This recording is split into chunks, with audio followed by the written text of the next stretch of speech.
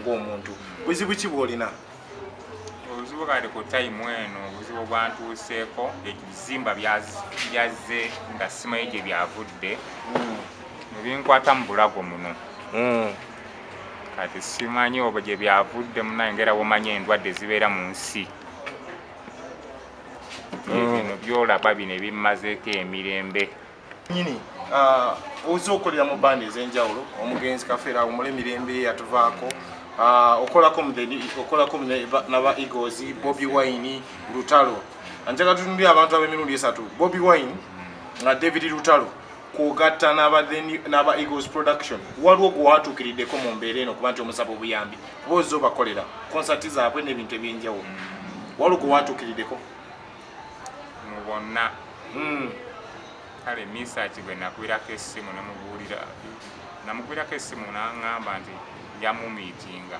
Bakyala mufune enkondo basiba olw'ebbuba nabo babeera n'emikwano anyumyeko ne baneyiba be bonna n'abakugobako bw'atali bawe ekizibu ani ayamba gula bebisoweeko omusibe pampa tumanye bw'obuba. Mr. Gadget iMac ayikode bulisi okuva ku Star TV Metro FM tuba wetunyeso naye nga akanyumiro kaffe kana kasavu kanyama tuleeta ebintu ebyakabi ebintu ebyenjawulo ebintu by'abantu abatutumufu ababadde mu entertainment business abagiinako ettaffaali bageza okuba nga bagiyamba. Of course iMac Aikoa Rupi MC Bra ne DJ Santos bwe tutambula nga tuleeta ebintu ebyenjawulo mu kanyumiro kano. So naku lwaleero njagala okuba nga nkwaniriza ku kanyumiro kaffe kano ku programu yaffe eno ekigunda. So nina muganda wange abadde mu entertainment business alina ettaffaali lyayongeddeko naye mu mbeera gy'alimu embeera si nnungi, so tuba twetaaga okuba nti tumudduukirira mu mbeera yonna gy'alimu tube nga tuttaanya tugeza okuba nga tulabirira obulamu bwe kuba naye yeeyagala kuba entertainment business he has contributed something. So of course njagala okuba nga nkwaniriza agyekumiddeko. Muganda wange David nsaba obuze kubagiriko. Mbalamusiza mwenna bakasitoma ba Star nsanyusa okuba nga mutuwuliriza ssaawa eno. Nze Leku David omumanya ge nkozesaago. Leku David yazanya oluyimba Nandikulese mu kyalo olwa David Lutalo. Leku David yaani bintu bino wabitandika dde nga tunaba kugenda ye wabitandika dde byokujja entertainment ojja otya mu entertainment industry mu music namutandika nga nkyali muto waka muzeeyi wange yali mudongo nga muyimbi nabitandika inoba emyaka nga 9 we nayigira ebivuga ebyo awo nensoma nga bwensoma paka inaweza 93 awo up 93 nenyingira ebintu ebyo netandika okuba nga ntandika okufuluma okuva awaka ntandika okuyimba ebwebweyo. So mu kuyimbako otandikirawo okuyimba? Natandikira wa Wile Mukaabya. Ebiseera we yakubira Kayanda awo ebiseera binabeereramu naye. Mwaka ki ogwo ogujjukira? 90 kuba nze namuyingiramu 93 95 okuyingira mu gurupu ye naye nga Kayanda yali yafuluma dda emabegako. So awo wennyini ojja otandikira wa Wile Mukaabya wakolayo ennyimba ki? Ewa Mukaabya awo nali nga sinatandika kuyimba ng'oli mabega wa bivuga nga nkuba bivuga nali nkuba bivuga nga nkuba solo gita. So okola wa Mukaabya awo ovaawo wa Mukaabya oddawa? Nava wa Mukaabya nenzire wa Paulo Kafeero embeera wa Paulo Kafeero nayingirayo bagitanga kulabako gita singers nayingirayo 96 2001 awo nenvaamu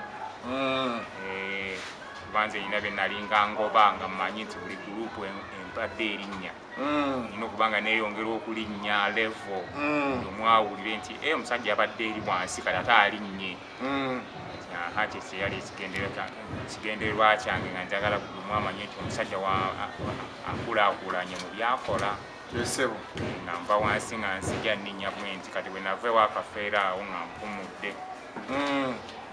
Ove wa Kafeero nga amaze okuva mu bulamu bw'ensi Kafeero oba yali akyali mulamu? Yali amaze okuva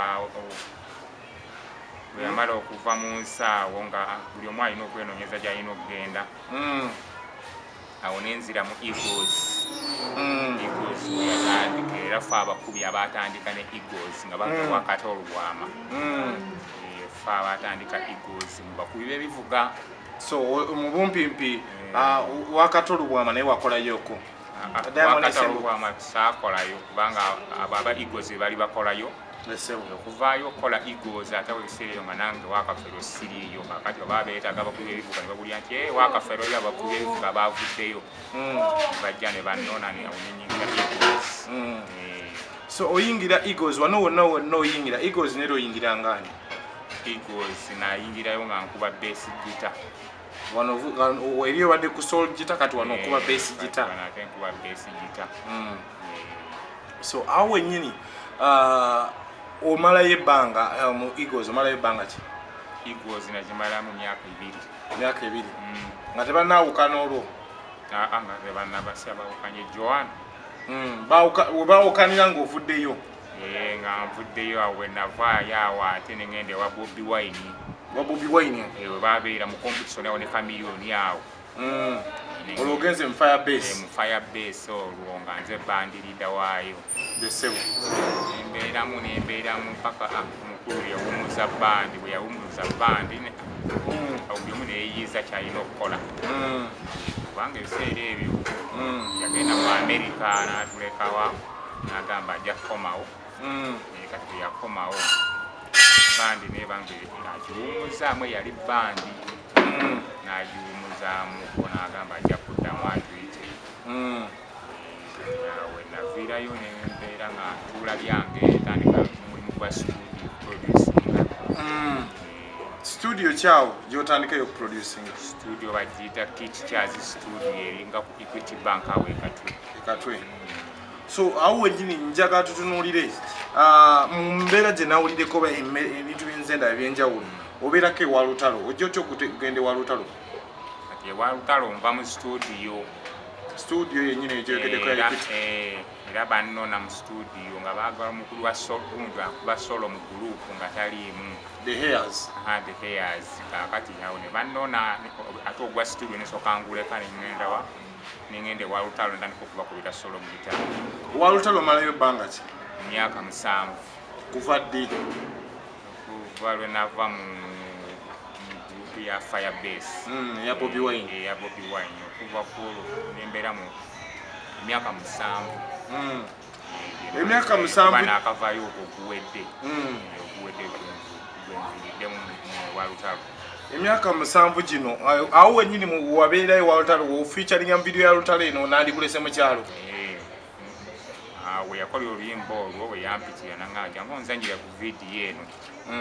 So abantu abalaba vidiyo babeera balowooza ebintu birala mu kuzanya mu vidiyo eno eya Lutalo Nandikulese Mukyalo si gwe yali ayagala mukyala wa Lutalo? Mu byaddala kuba abantu balowooza omuntu wazanya story balowooza kituufu kyababa balowooza nti gwe obeera wakikola gwe akituusa ku mukyala wo kuba nti ali mu maka. Naye nga nze nazanya buzanyi Jessica paati ako bandeeta buleesi okukuba amataffaali ngera wakirabaawo. So awo wenyini woovaawo weeyongera okubanga okola ne Lutalo birungi ki byewafuna mu The Hairs? The Hairs kyenfunyeyo lyerinnya. Kyewafunayo lyerinnya? Sente tewaali? Sente ekikulu twali tetukola nnyo. Naye Lutalo ng'akuba kaalo ku kaalo. Yali ng'akola nga yayinza okugenda nga ye ng'obwomu nga ffe tusigadde. Abakozi ffenna kali nga bw'owulira nti agenze mu America agenze London n'amalayo. Ate shows eza country tour extras z'abadde akola ezo mbadde temufuna extras. Tuliwo zino zi extras awo eza wano?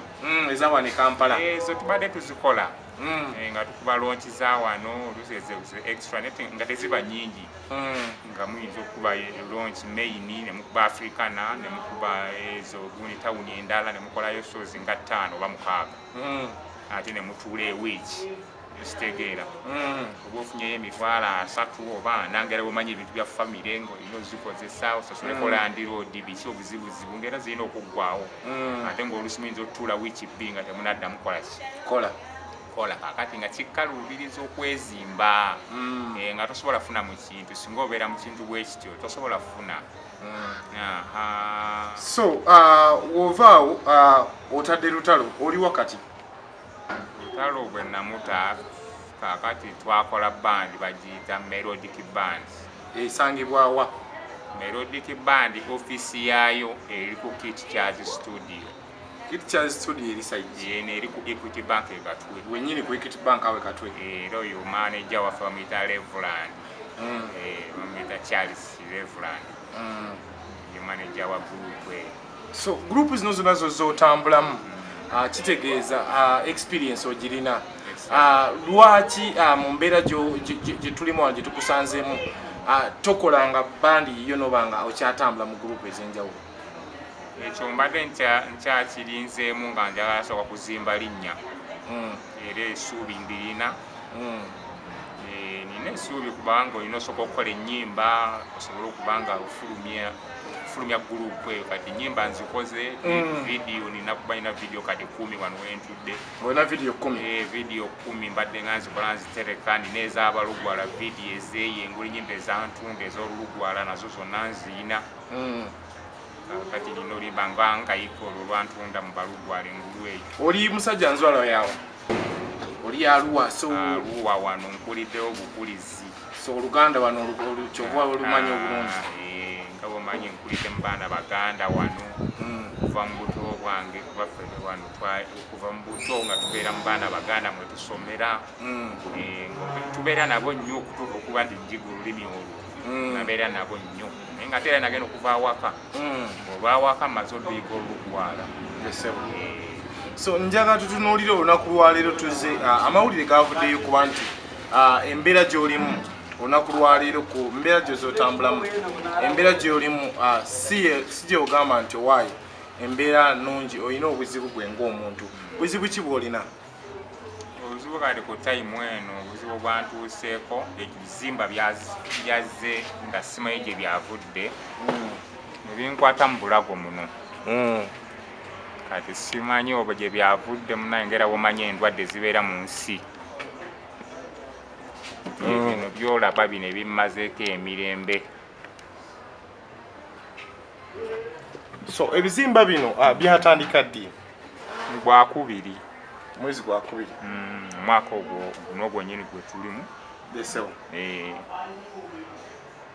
So ebizimba bino ebitandika wagendako mu ddwaliro? Nagendako mu ddwaliro. Mu ddwaliro bakugamba ki? Baŋŋamba nti olina TB, nti ebizimba bino biva ku TB. Naye ne baŋŋamba olina okufuna eddwaliro bakole ki? Bakulongoose. Kati yensonga eriwo. So ofunye obuzibu bw'ekirwadde kino gwe ng'omuntu wadde olinawo ka saving? Kakati tayimu eno nga bumanyi eno embeera bweri. Siinaawo ssente ziyinza kuntaasa kubanga era ekindeese wano kusita kuba nti nsobola okusaba obuyambi eri bakasitoma baffe bonna abatulaba mu musiki n'emikwano gyaffe ne bannayuganda mwenna bwe wabaayo omuzira kisa yenna asobola okutuyamba asobola okunyamba n'anyamba n'enzijanjabibwa alina kyalina yenna. So awo wennyini njagala tutunuulire awo wennyini oza okolera mu bandi ez'enjawulo omugenzi kafeera awo mule mirembe yatuvaako okolako naba Eagles, Bobi Wine, Lutalo. Njagala tutunuulire abantu ab'emirundi 3 Bobi Wine nga David Lutalo kwogatta n'aba Eagles production. Waliwo gwe watuukiriddeko mu mbeera eno kuba nti omusaba obuyambi kuba ozza obakolera konsati zaabwe n'ebintu eby'enjawulo. Waliwo gwe watuukiriddeko?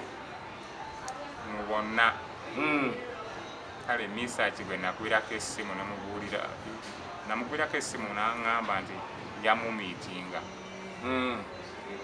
naye ate bwe naddango ogikubako nga tagikwata kati simanyi bwe nyinza musanga ku tayimu eno. Kupa passport ogenda wewe? Nagendako gwa lumu mu biseera bino ebya korona amabegakaawo. Ennaku zino tudde okugenda engeri gyembadde omulwadde nga mbeera awaka nga sisobola ttambula. Oli musajja mufumbo, oli musajja muzadde? Yesebo nina abaana bana. Abaana bana n'omukyala. N'omukyala. Obeera mu bitundu byabo? Mbeera Masajja. Masajja Saabala Road. So mu mbeera eno gy'olimu abantu tebannakudduukirira. Abantu bayinza okulowooza ovuddeyo kusaba buyambi olw'okuba ate wakolera experience ebaddewo. Okoze otya okuba nga abantu bano bakukkiririzaamu nti butuufu weetaaga okuba nga bakuwa kuba kati wuuyo message tazakwata masimu ate Lutalo naye sinamugambako kubanga siyinza engeri gye twavaayo simanyi kyayinza tolina nabo oyitaka nti oyinza musisinkana kuba ffe twamuyitako tuteeseeko naye nakulaga nti tayagala kumanya byaffe kakati awo nawe kenyini nga gwe niwoba gwe omuntu gwayitako bifo nga tonavana mu gurupu ye oteese naye n'abeera nga tayagala kumanya so n'okuva kwame mu gurupu teyafaayo teyagala kumanya bamugenzi oba temugenzi kitegeeza engeri gye mwayawukana teyali nnungi tetwalina buzibu buno twa justinkaera bumanyi Bobi Wine Firebase wuno MP Kyaddondo tona ye ate kuba naye waliyo okupaka bandi weyagwawo obuyambi era abadde mulowooza okuba oyo ate mukwano gwange nnyo yali anjagala nnyo naye ensisinkana gye musisinkanamu yekyakoze eki ekyali enzibu abeera bise abeera atambula nnyo kati okumufuna kizibu nga kuba sinamufuna bufunyi singa yanyamba dda. Okay, so njagala okuba nga ndi eyo alaba sheeno muganda wange musajja bamukebedde nga alina obulwadde bwa TB, so kitegeeza yeetaaga buyambi. Tonafuna medication yonna? Sinaba. Tuwalire kiri wadde okozesa for the meantime? Mbadde Kiruddu ono wa Salama Road? Salama Road. Okay. Era bampa amakerenda genina okumira kati gendiko ngamira kuba ngendayo nengaleeta olusi bagandeetera awaka. Okay, nga tudduka nja kusaba bali eyo bambi abalaba vidiyo eno omusajja akunnyonnyoddde business gy'azaabeeramu akozekewo omugenzi Kafeero abadde mu bandi ez'enjawulo Eagles abakubiddeko David Lutalo Firebase n'abantu ab'enjawulo bakozeko nabo mbeera gy'alimu si nnungi yeetaaga buyambi ali eyo nga alina kyosobola okusuulayo abakufuna okuwa obuyambi bakufuna butebe bakusangawa? Nina enamba y'essimu. Olina enamba y'essimu? Enamba y'essimu eri etya? 0754 70 14 06. So ye namba y'essimu omuntu kwakufunira ate ng'aliyo wano bintu ebyokuwa emmere kawunga bikyakufuna atya akawunga muceere mu mbeera eya covid? Era namba y'essimu eyo eba ekubiddwako mba nsobola okujja wonna babaŋŋamba eti nsanga wano mba nsobola okumusangawo. Mu mbeera eyo njagala obubaka obusemba eri abantu olinayo obubaka bwowa akatalekeka eri abantu abakulaba? Bwempa abantu mweyongera okulaba Star TV mugiwagire kubanga ya mulembe. Mbasaba kuba era vidiyo zange zonna mujja ziraba n'ennyimba ez'Olugwala ez'Oluganda n'oluyimba olupya lwe naakafulumya oludda mu buyimba Nandikulese Mukyalo bwe luli. Mu nnyimba zonna lwaki wazzemu Nandikulese Mukyalo? Kubanga olwo luyimba naluddamu naye nga neewozaako nti nze saakola ki saakikola bampaayiriza. So kyova olaba neewuunyiza nnyo